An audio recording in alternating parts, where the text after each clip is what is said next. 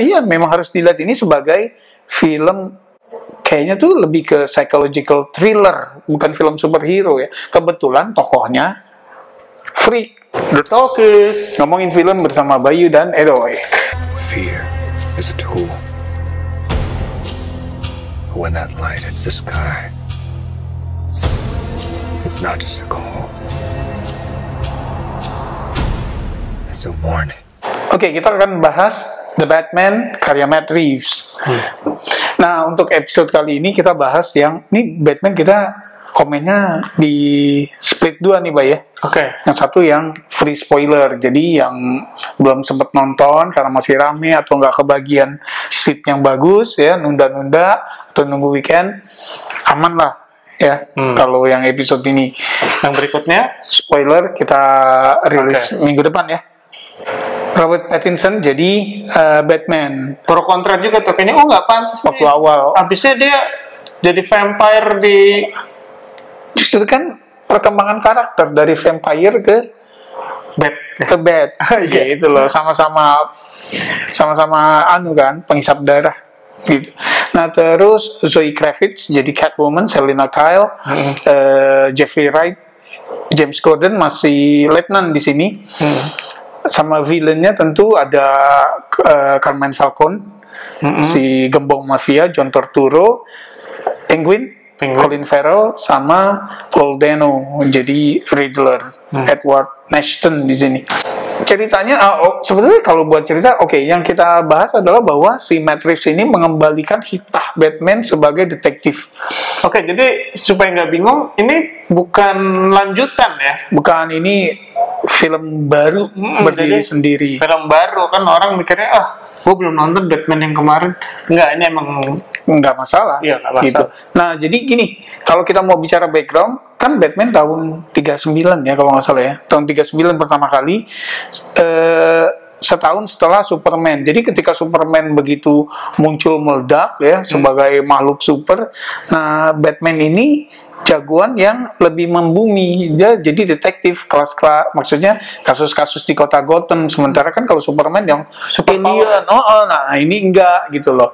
Nah, tapi dalam perkembangan sinematiknya kan jadi kayak canggih gitu ya, dengan peralatan super canggih dia bisa kayak James Bond ya? Kayak James Bond atau kayak Iron Man. Walaupun Iron Man muncul belakangan kan, konsepnya sama dengan Bruce Wayne. Nah, di versi The Batman ini dikembalikan ke hitanya sebagai detektif, karena memang di komik kan Batman itu gelarnya The World's Greatest Detective, detektif terhebat di dunia gitu. Iya, konsep awalnya gitu. Sementara tuh sebagus-bagusnya Christopher Nolan tuh masih banyak kritisi tentang bahwa kok Batman ketika menyelidiki malah hadapi musuh terus di mana nih, kayak klip ini.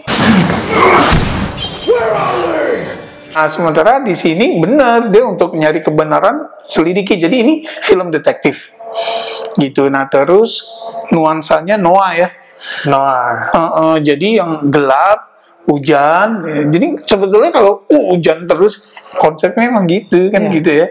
Dan sampai gue bingung nih, tim produksi ini nyawa lampu atau kayak pusat produksi gitu. Nah, terus satu lagi ciri khas film Noah adalah narasi.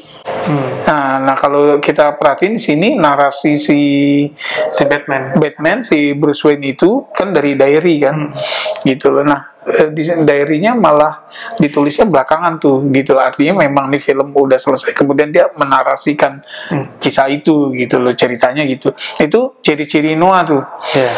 Terus ada femme fatale tentu, dalam hal ini si Selina Kyle ya, gitu. Nah, kasus pembunuhan. Jadi gitu. Nah, kalau buat kayak gitu, Bay ya. Sementara kalau buat plot, si Riddler ini menjadi serial killer. Ya, dia serial killer, dia yang membunuh. Sebetulnya dia membunuh tokoh-tokoh di kota Gotham itu yang korup deh. Yang korup, tokoh-tokoh penting yang korup. Dong deh. Vigilante sebetulnya kan. Vigilante. Nah, itu dia kenapa di film ini si Riddler tuh ngerasa gue punya temen nih si Batman, karena Batman kan selalu bilang I'm vengeance gitu kan. Nah si Riddler juga misinya sama, vengeance gitu kepada pejabat-pejabat, orang-orang yang punya power tapi korup, sehingga dia sebagai orphan ya, anak yatim piatu itu ngerasa dizolimi gitu loh. Nah dia balas itu. Ya jadi si Riddler ini ngebunuh satu-satu sambil biasa dia ngasih clue, Teka-teki ya, yang harus dipecahkan oleh tim protagonisnya. Nah polisi dalam hal ini dibantu sama si Batman. Batman di film ini kalau orang wah kok emo gitu kan ya, kok belum canggih gitu. Oh iya kan, karena ini nih eyeshadownya, maskaranya nih gitu kan. Kalau gue justru seneng ya, karena di film-film lain kan memang di balik topeng tuh selalu hitam ya garis matanya, begitu dibuka tentu hilang. Kalau di sini tuh dikasih lihat ya. Bahkan waktu dipoles tuh awalnya juga dikasih lihat kan. Begitu selesai topeng dibuka masih ada bekasnya, malah luntur-luntur karena keringetan, karena itu detail-detail yang kayak gitu yang gue suka. Yang kalau dia habis buka topeng rambutnya ya lepek gitu ya. Enggak, wah tetap indah gitu, enggak lah gitu. Apalagi ya? Oh ya di sini jadi Batman baru tahun kedua kan. Jadi yang belum canggih-canggih amat nih, dia tetap dibantu gadget sih, tapi nggak yang kayak mobil bisa jalan sendiri, bisa dipanggil, nggak ada kayak gitu. Mobilnya tuh masih muscle car kan, gitu. Ini inspirasinya karena salah satu, jadi kalau nggak salah ini ada 3 komik yang menjadi inspirasi terbesar The Batman.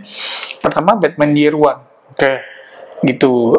Kedua The Long Halloween, karena setting waktu di film ini kan Halloween ya, kan. Halloween. Karena orang pada pakai topeng ya, jadi kejahatan justru makin parah. Nah, jadi mulai tanggal 31 Oktober sampai 5 November ya, pemilihan wali kota. Gitu. Terus sama Ego and Other Trails. Gue lebih suka, nggak tahu sekarang nih mungkin bisa berubah, tapi gue lebih suka film superhero yang kayak gini, yang lebih membumi daripada Marvel ya. Yang dari planet gitu ya. Ya walaupun gue nonton Marvel aja. Tetap nonton. Tapi karena membumi ini gue kayaknya lebih cocok gitu. Lebih cocok, gue lebih enjoy, apalagi detektif noir gitu ya, kayak emang film gitu, film. Iya. Kayak sahih gitu ya, kayak sahih ini film beneran. Iya, memang harus dilihat ini sebagai film, kayaknya tuh lebih ke psychological thriller, bukan film superhero ya. Kebetulan tokohnya freak, pakai kostum, pakai topeng. Iya. Kalau lo sendiri? Oh gue gila. Film Batman terbaik nih kayaknya. Menurut gue iya gitu ya. Beda tipis dengan Dark Knight Rises. Gue kebetulan antara Dark Knight sama Dark Knight Rises lebih suka Rises karena closure-nya ya baik. Kalau gue lebih suka Dark Knight. Ya. Nah di sini tuh memang masih kayak jaket perang gitu kan. Iya kayak Gundala. Nah terus motornya tuh masih kayak gitu, mobilnya masih muscle car, topengnya tuh masih bisa dibuka begitu gitu ya. Nggak yang di Batman tuh nggak pernah dikasih lihat kan, karena memang riuh kan, pasti dia armor kan. Iya armor. Sementara di sini kayak jaket gitu. Nah gue lebih suka ini gitu. Nah sama kayak dibiarin ada Five O'Clock Shadow gitu ya, jenggot-jenggotnya si nggak mulus gitu. Gue sih suka banget gue, dan 3 jam itu buat gue worth it ya, mengalir gitu, penuh letupan sebetulnya. Gue nggak bilang, banyak juga yang bilang slow burn, enggak sih, menurut gue ini nggak slow burn gitu ya. Oke, kalau bahas lebih jauh mungkin gue nanti di episode yang spoiler aja. Yang spoiler gitu. Nah di sini sih kayaknya gitu aja nih Bay, gitu ya, bahwa gue ngerasa bahwa The Batman adalah film Batman yang ditunggu-tunggu oleh penggemar komik. Ya, jadi kalau yang memang baca komiknya Batman tuh memecah, karena di komik tuh Batman memecahkan misteri. Dia hanya mulai otherworldly itu ketika gabung sama Justice League kan, gitu. Ketika Batman-nya sendirian, dia ya pembunuhan, gangster. Memang di Gotham tuh kota gangster, kota penjahat.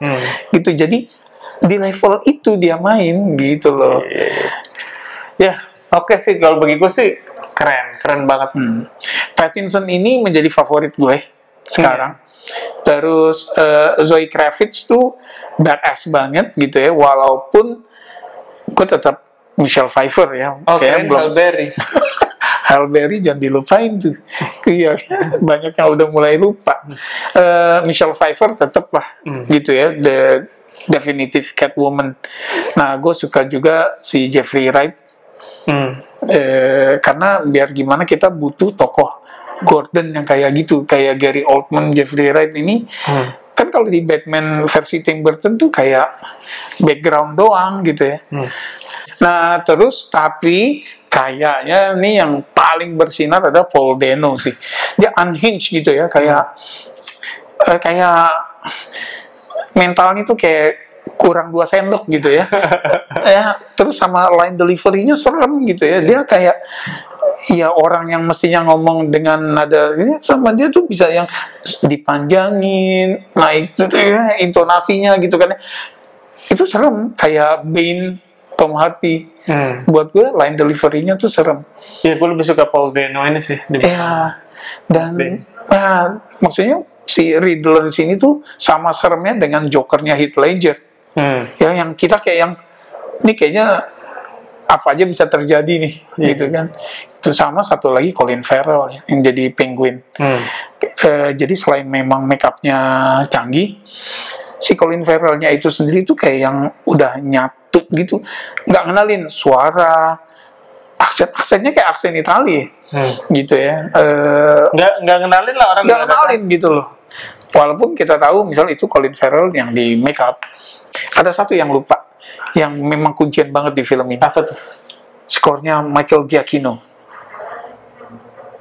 Theme song, music theme-nya. Musiknya sih keren abis ya. Gitu, jadi sebagian besar skor tuh masuk ke situ kayaknya. Nah, Batman theme-nya itu dibuat sebelum filmnya syuting, Bay. Karena dia saking sukanya nih. Dia udah mikirin. Dia udah punya ide itu gitu. Jadi sederhana kan?